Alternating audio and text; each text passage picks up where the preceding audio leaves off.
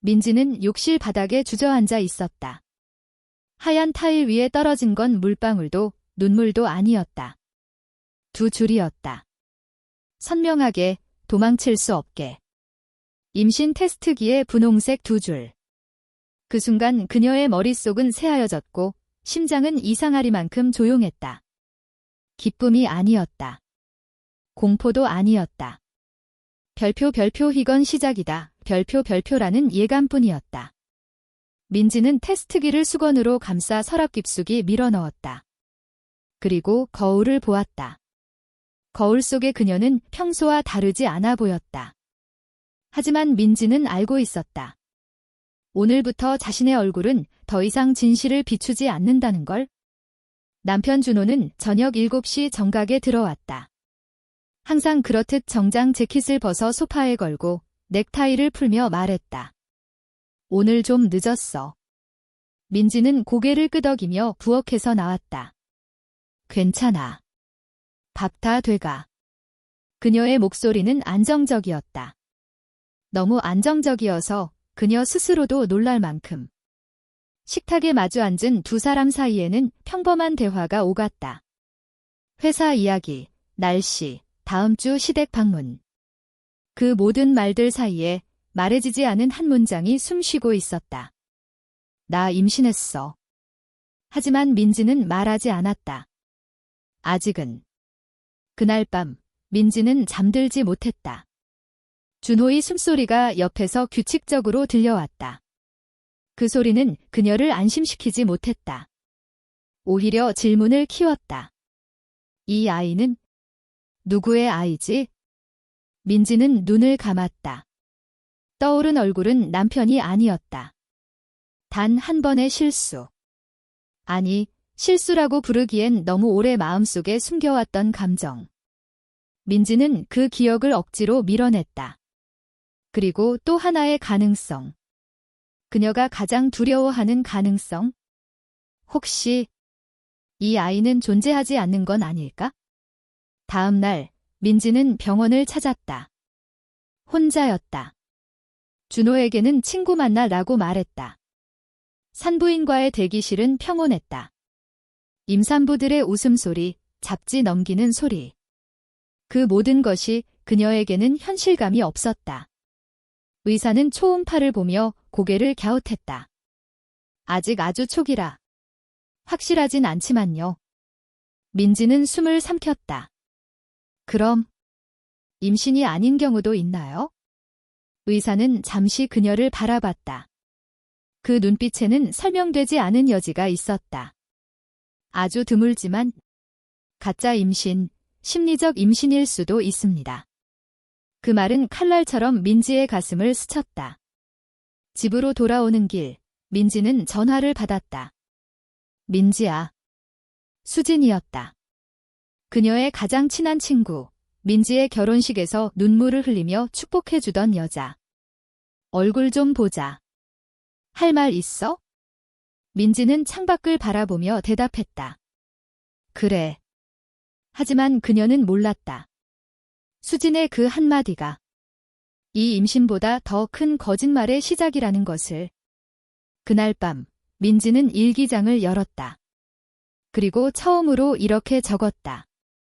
이 아이가 존재하든 존재하지 않든. 나는 이미 거짓말을 시작했다. 페이지를 덮는 순간. 문자 알림이 울렸다. 수진, 준호랑 오늘 우연히 만났어. 민지의 손이 떨렸다. 두 줄의 분홍색은 이제 세 사람의 비밀이 되어가고 있었다. 민지는 문자를 3번 다시 읽었다. 준호랑 오늘 우연히 만났어. 짧은 문장이었지만 그 안에는 설명되지 않은 여백이 너무 많았다. 어디서? 왜? 얼마나 오래? 민지는 바로 답장을 하지 않았다. 대신 핸드폰을 내려놓고 천천히 숨을 들이마셨다. 뱃속이 비어있는 듯 서늘했다. 그날 밤, 준호는 평소보다 늦게 들어왔다. 현관문이 닫히는 소리가 유난히 크게 들렸다.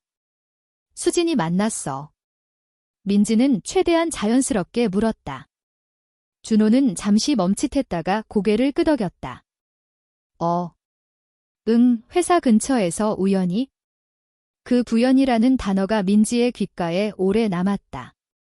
너무 쉽게 나온 말 같았다. 오랜만이라 커피만 마셨어. 준호는 그렇게 덧붙이며 웃었다. 하지만 그 웃음은 어딘가 조금 늦게 도착했다. 그날 이후 수지는 자주 연락해왔다. 안부, 약속, 괜히 묻는 질문들. 요즘 컨디션 어때? 혹시 병원 다녀왔어? 민지는 그 질문들이 우연이 아니라는 걸 느꼈다. 하지만 이유는 알 수 없었다. 며칠 뒤 수지는 집으로 찾아왔다. 손에는 작은 케이크 상자가 들려 있었다. 축하해. 민지는 순간 얼어붙었다. 뭘? 수지는 웃으며 상자를 식탁 위에 올려놓았다. 임신. 그 단어가 공기 속에서 부딪혔다. 준호한테 들었어? 민지가 물었다. 수지는 고개를 저었다. 아니. 내 얼굴 보면 알겠더라. 그 말은 친절했지만 동시에 날카로웠다. 민지는 억지로 웃었다. 아직 확실한 건 아니야. 수지는 잠시 민지의 배를 바라봤다. 그 시선은 너무 오래 머물렀다. 그래도 조심해야지. 수지는 부엌에서 물을 마시며 말했다. 초기엔 특히. 민지는 그녀의 말투가 마치 이미 여러 번 경험해본 사람처럼 느껴졌다. 너 예전에 임신한 적 있었어? 민지가 조심스럽게 묻자. 수지는 잠시 멈췄다가 고개를 저었다. 아니. 그냥 들은 게 많아서. 그 대답은 충분하지 않았다. 그날 밤 민지는 병원에서 받은 초음파 사진을 다시 꺼냈다. 희미한 점 하나, 그게 전부였다. 이게 정말 생명일까? 아니면 내가 만들어낸 그림자일까? 민지는 인터넷을 뒤졌다. 가짜 임신, 심리적 임신, 임신 착각. 증상은 너무 정확히 맞아떨어졌다. 메스꺼움, 피로, 감정 기복. 모든 게 그녀의 불안과 닮아 있었다. 며칠 후 준호가 말했다. 이번 주말에 병원 같이 갈까? 민지는 심장이 내려앉는 느낌을 받았다. 왜? 임신이면 같이 확인해야지. 그 말은 배려처럼 들렸지만 민지에게는 확인이라는 단어가 두려웠다. 아직 좀 더 있다가. 준호는 그녀를 오래 바라봤다. 그 시선에는 질문이 있었지만 말하지 않았다. 그날 밤 민지는 수진에게서 전화를 받았다. 준호랑 병원 가기로 했대? 민지는 숨이 막혔다. 그걸 어떻게 알아? 전화기 너머에서 짧은 침묵. 그리고 수진의 웃음소리. 아, 그냥. 그럴 것 같아서. 그 대답은 거짓말이었다. 민지는 직감했다. 누군가가 자신의 임신보다 더 큰 사실을 이미 알고 있다는 걸?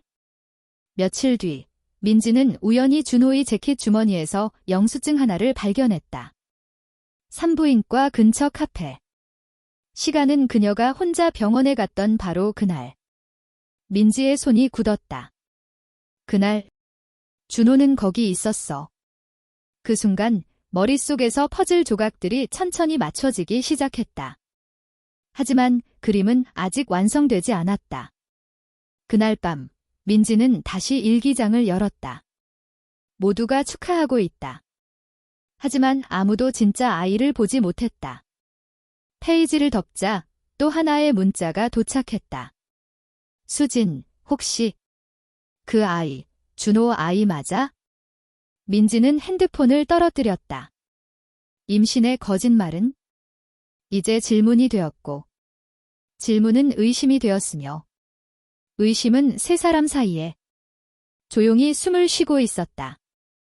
병원 대기실의 공기는 묘하게 차가웠다. 민지는 의자에 앉아 손을 무릎 위에 올려두었다. 손끝이 저릿했다. 이번에는 혼자가 아니었다. 준호가 옆에 앉아 있었다. 괜찮아. 그가 물었다. 민지는 고개를 끄덕였다. 괜찮지 않았지만 괜찮은 척하는 데에는 익숙해져 있었다. 접수 창구에서 이름이 불렸다. 김민지 씨. 의사 앞에 앉았을 때 민지는 본능적으로 숨을 멈췄다. 모니터가 켜지고 초음파 화면이 나타났다. 지난번보다 조금 더 확인해보죠. 의사의 목소리는 담담했다. 검사실 안은 조용했다. 기계음만이 규칙적으로 울렸다. 민지는 화면을 바라보았다. 여전히 흐릿한 그림자. 심장 소리는 들리지 않았다. 준호가 물었다. 아직 안 들리나요? 의사는 잠시 말을 고르듯 침묵했다. 주수상으로 보면 들릴 수도 있고 아닐 수도 있습니다. 그는 민지를 바라보았다. 하지만 변화가 거의 없네요. 그 말은 조심스러웠지만 의미는 분명했다. 검사가 끝난 후 준호는 병원 복도를 한참 걸었다. 민지는 그의 등을 보며 생각했다. 그는 이미 알고 있는 걸까? 아니면 지금 처음 의심하는 걸까? 민지. 준호가 멈춰 섰다. 혹시 처음 테스트기 말고 다른 검사도 했어? 그 질문은 부드러웠지만 민지에게는 신문처럼 느껴졌다. 아니. 그녀는 짧게 대답했다. 준호는 더 묻지 않았다. 그 침묵이 오히려 무서웠다. 집에 돌아온 그날 밤 수진에게서 전화가 왔다. 병원 다녀왔지? 이번엔 질문이 아니었다. 확신이었다. 왜 그렇게 확신해? 민지가 물었다. 수진은 잠시 웃었다. 임신한 사람은 알아. 병원 가는 날. 민지는 그 말이 이상하게 들렸다. 임신한 사람은 알아? 마치 본인이 경험해 본 것처럼. 수진아. 민지가 조심스럽게 말했다. 너 예전에 병원 자주 다녔지? 전화기 너머에서 숨이 멎는 소리가 들렸다. 왜 그런 걸 물어? 수진의 목소리가 낮아졌다. 그냥. 하지만 둘 다 알고 있었다. 그냥이 아니라는 걸? 며칠 뒤 민지는 병원에서 연락을 받았다. 담당 간호사였다. 김민지 씨, 이전 기록 때문에 확인 전화 드렸어요. 이전 기록이요? 네, 2년 전에도 같은 이름으로 임신검사 기록이 있더라고요. 민지의 머릿속이 하얘졌다. 그럴 리가 없어요. 전 그때 해외에 있었어요. 간호사는 잠시 당황했다. 아, 그럼 혹시 주민번호가 비슷한 분? 전화는 그렇게 끝났지만 민지는 알고 있었다. 이름이 같을 뿐일까? 아니면 누군가가 내 이름을 사용한 걸까? 그날 밤 민지는 수진의 SNS를 뒤졌다. 과거 사진들, 지워진 게시물, 어색한 공백. 그리고 발견했다. 2년 전 한 장의 사진. 병원 복도. 흰 벽. 반사된 유리 속 희미하게 보이는 얼굴. 수진이었다. 날짜는 준호가 출장이라고 했던 그 주였다. 민지는 숨을 삼켰다.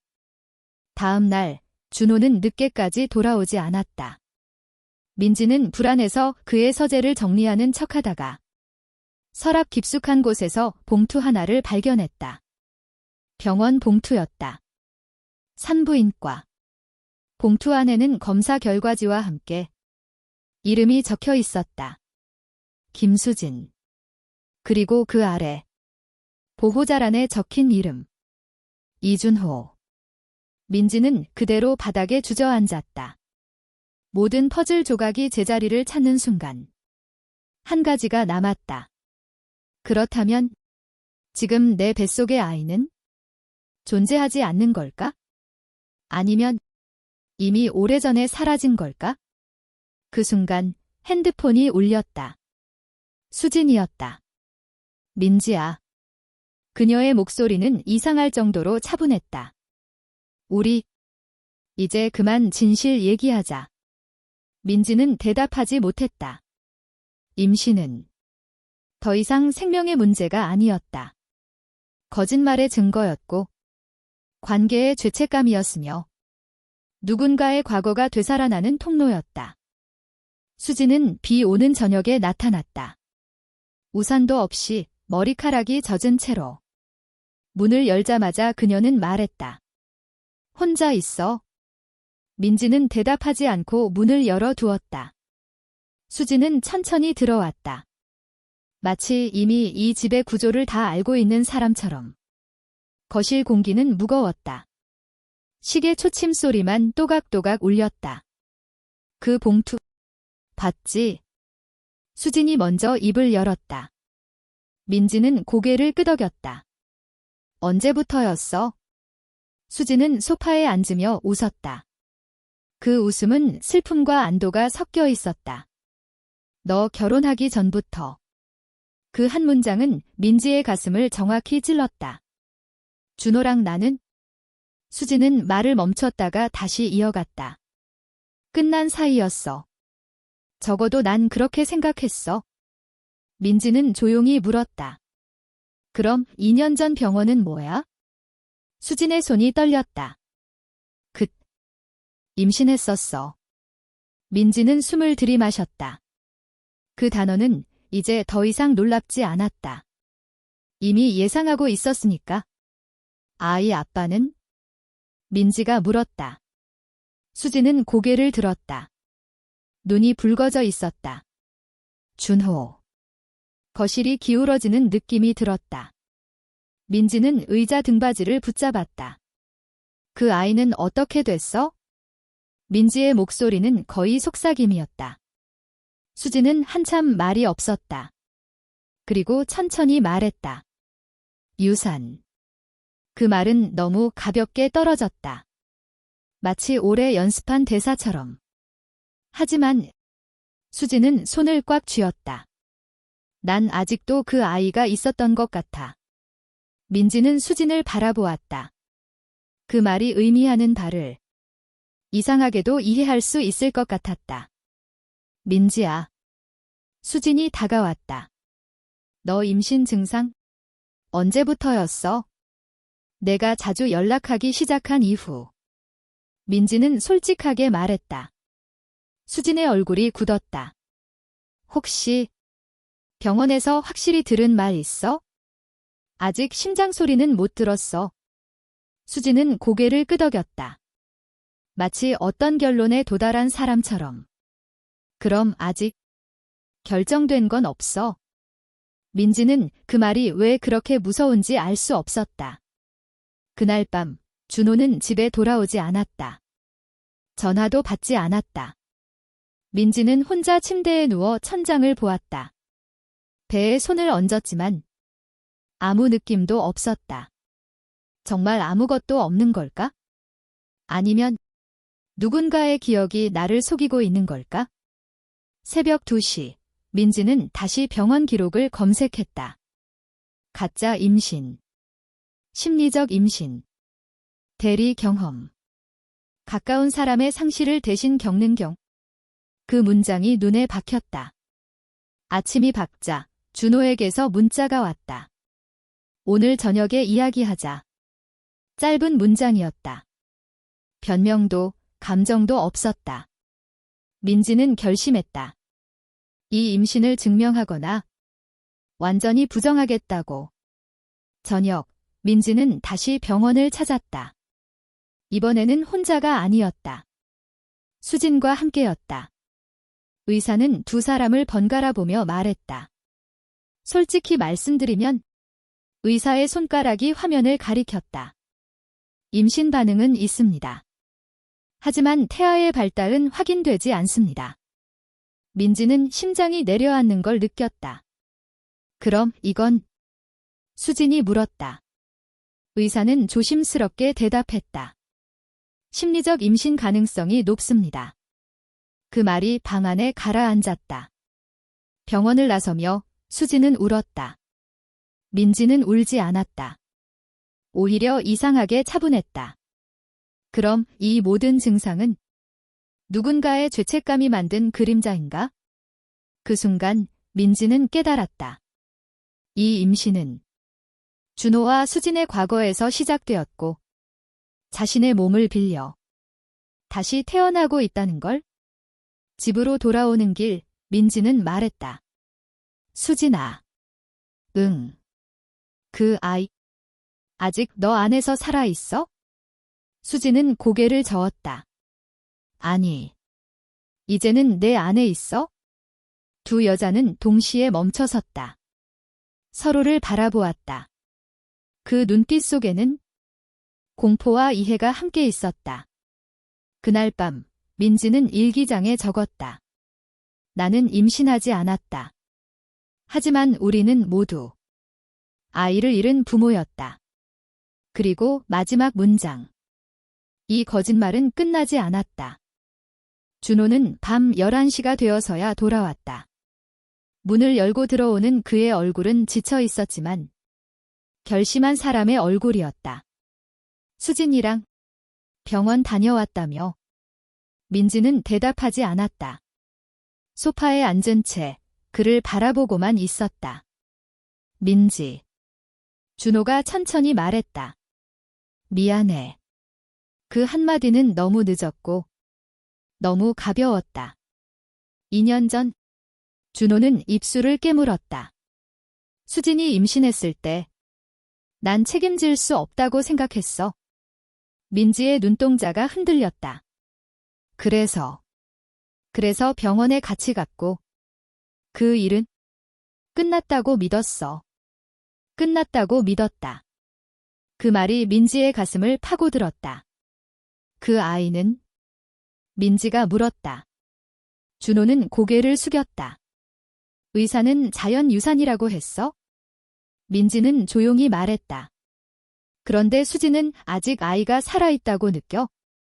준호의 얼굴이 굳었다. 그건 죄책감 때문이야. 그는 그렇게 단정했다. 너무 쉽게. 그날 밤 민지는 복통으로 깼다. 이전과는 달랐다. 이번엔 분명히 통증이었다. 배를 움켜쥐고 화장실로 달려갔다. 차가운 바닥에 무릎을 꿇었다. 아무것도 없다고 했잖아. 그런데 왜 이렇게 아픈 거야? 병원에서의 말들이 뒤섞였다. 심리적 임신, 죄책감, 상실의 대리 경험. 하지만 통증은 너무 현실적이었다. 다음 날 민지는 혼자 병원을 다시 찾았다. 의사는 초음파를 다시 보며 눈썹을 찌푸렸다. 이상하네요. 뭐가요? 민지가 숨을 죽였다. 지난번보다 반응이 더 강해졌어요. 민지는 손을 꽉 쥐었다. 그게 무슨 뜻이죠? 의사는 모호하게 말했다. 심리적 임신이라 해도 몸이 이렇게까지 반응하는 건 드뭅니다. 그 말은 새로운 공포를 남겼다. 병원을 나와 민지는 수진에게 전화를 걸었다. 수진아. 응.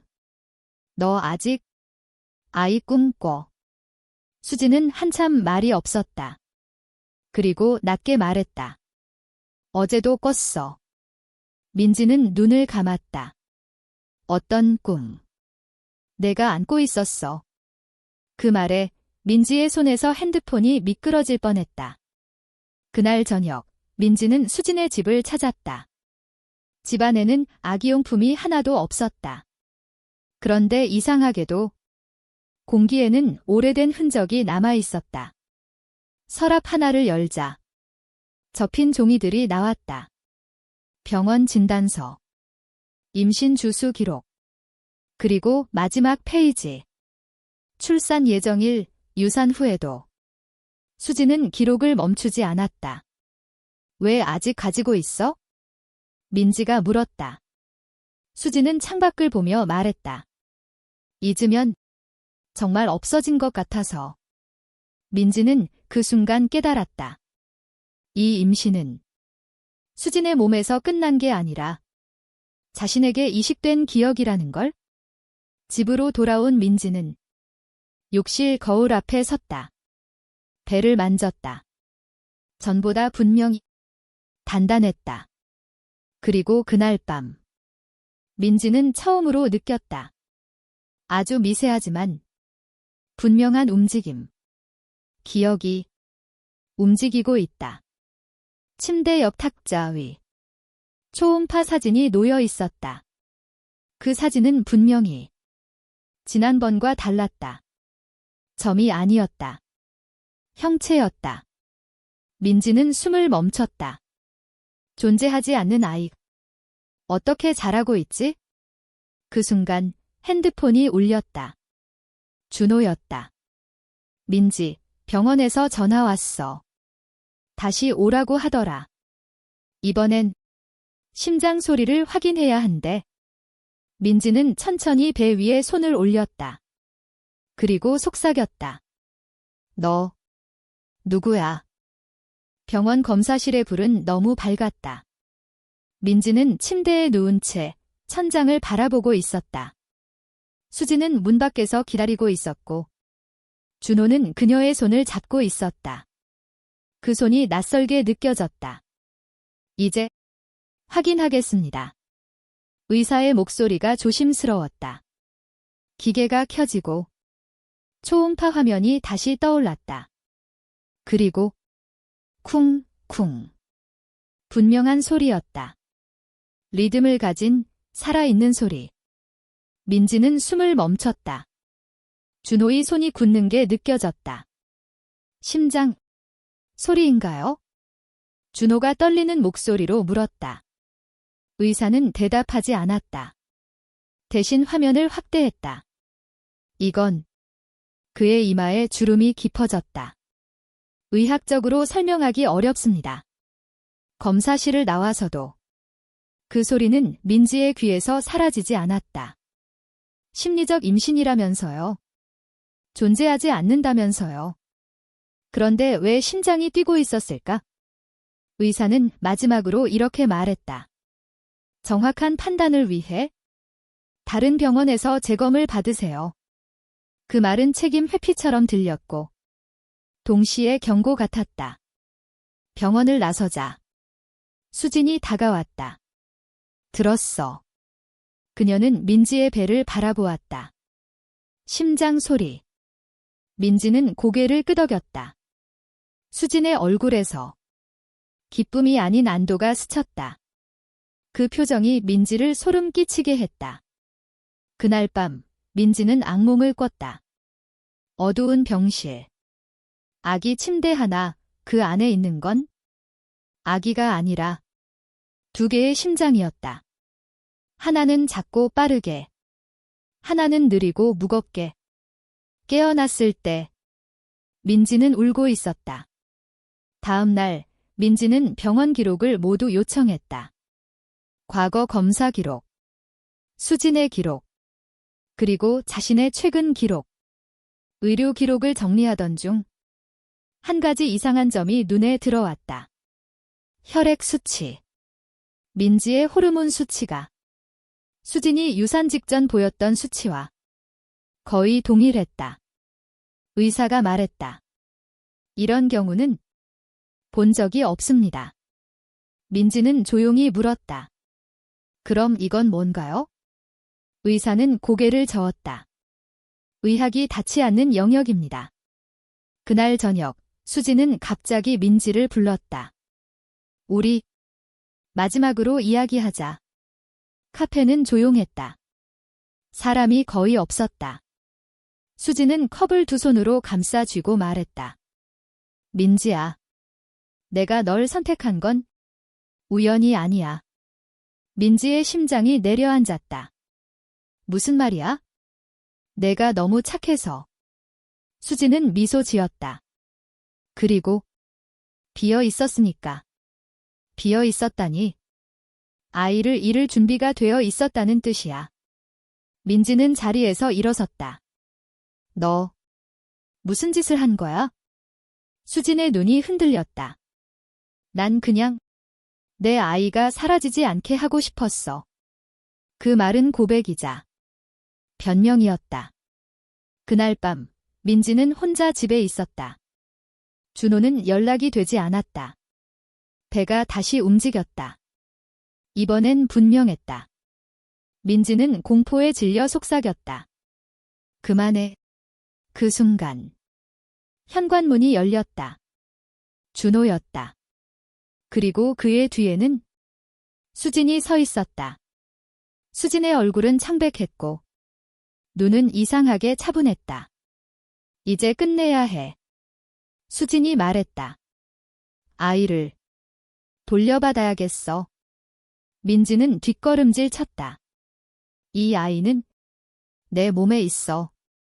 수진은 고개를 저었다. 아니, 그 아이는 내 기억 속에 있어? 그 순간 민지는 깨달았다.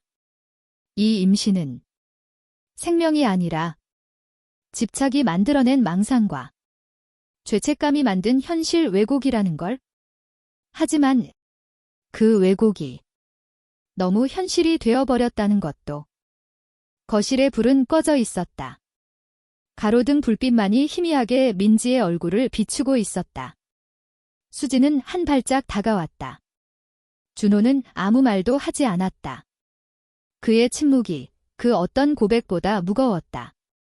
이제 멈춰. 민지가 말했다. 목소리는 떨렸지만 눈은 흔들리지 않았다. 멈출 수 없어. 수진은 고개를 저었다. 그 아이는 내가 살아있는 이유야. 민지는 천천히 배에서 손을 뗐다. 그리고 말했다. 아니, 그 아이는 내 죄책감이야. 그 말에 수진의 얼굴이 일그러졌다. 준호가 처음으로 입을 열었다. 수진아, 그만하자. 수진이 웃었다. 이제 와서 그때 내 손을 잡아준 게 도움이라고 생각했어? 준호의 목소리는 갈라졌다. 하지만 그게 널 여기까지 데려온 줄은 몰랐어. 민지는 그제야 알았다. 준호는 방관자였고 그 방관이 이 모든 걸 키웠다는 걸. 수진은 갑자기 가방에서 작은 병을 꺼냈다. 진정제였다. 내가 사라지면 아이도 편해질 거야? 민지가 외쳤다. 아니, 사라져야 하는 건 기억이야. 내가 아니야. 그 순간 민지의 배가 강하게 경련했다. 통증이 아니라 해방감이었다. 민지는 바닥에 주저앉았다. 숨이 가빠졌고 눈앞이 흐려졌다. 그리고 갑자기 아무 소리도 들리지 않았다. 그 심장 소리, 그 리듬, 그 존재감 모두 사라졌다. 병원, 응급실, 하얀 천장, 의사의 목소리가 들렸다. 호르몬 수치가 급격히 떨어졌습니다. 이제 임신 반응은 없습니다. 민지는 눈을 감았다. 눈물이 흘렀지만 슬픔은 아니었다. 끝났다는 안도감이었다. 수지는 치료를 받게 되었다. 심리치료 병동. 진단명은 길었지만 핵심은 하나였다. 상실로 인한 투사성 망상. 수지는 마지막으로 민지에게 편지를 남겼다. 미안해. 너를 선택한 건 내가 강해 보였기 때문이야.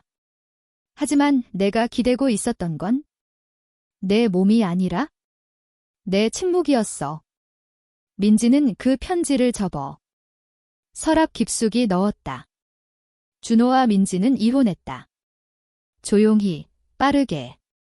마지막으로 준호는 말했다. 미안해. 민지는 대답했다. 알아.